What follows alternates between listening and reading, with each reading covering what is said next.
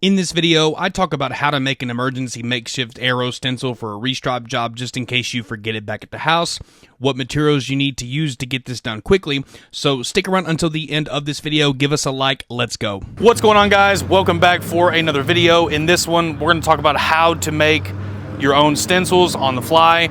A lot of times what's going to happen is you're going to get out on these parking lot striping jobs like Matt and I are doing tonight.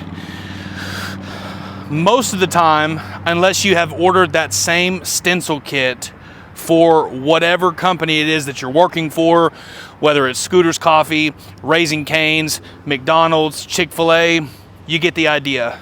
All of these different locations have their own stencil kits. We stencil drive-through right here. Now, what I'm gonna do is walk you around the building, talk to you about this job, and then Matt's going to talk to you about how he was able to make a arrow stencil in a fast and easy way. That way we were able to stencil these arrows. So not too complicated of a job.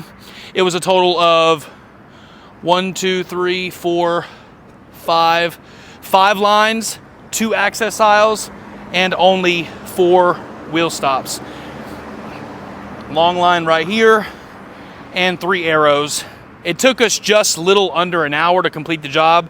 It wasn't a difficult job. We used about 1.5 to 2 gallons of paint. So if your paint cost is between $140 to $120, then off of a job like this, which we charged $644 on, it only took us less than an hour to do the job, and we spent about $45 to $60 on our paint. So whenever we get done with this job, we're going to go to another one. Now, there's the drive-through lane with the arrow.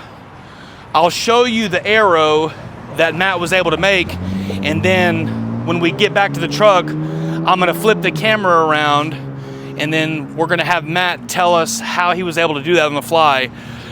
Because we got here on the job, and the arrows that we had didn't fit because we only had a certain portion. So now we've walked around the building. I've told you a lot about the job. Now what I'm going to do is let Matt show you what he did. I'm going to flip the camera around, and we're going to talk to you about how easy it is to get this done. Knowing how to spray stencils on parking lot striping jobs is super important, especially if you don't want to get paint everywhere. In the How to Stripe course, we teach you several techniques on how to stencil the right way.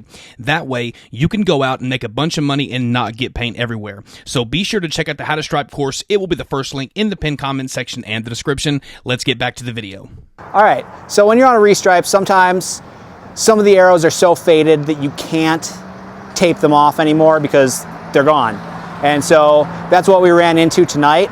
And in that instance, what we did is we took the tape that we had on a different arrow, threw it down on a piece of tar paper here, and then just cut it out. And we made ourselves an arrow stencil that matched everything else. The only times I've ever done it, I've done it with tar paper. You could also measure your arrows and put down tape or boards or something along those lines just to get you something that matches. On a windy day, this would probably blow away a little bit, but something as simple as a 2x4 can hold it down in place for you.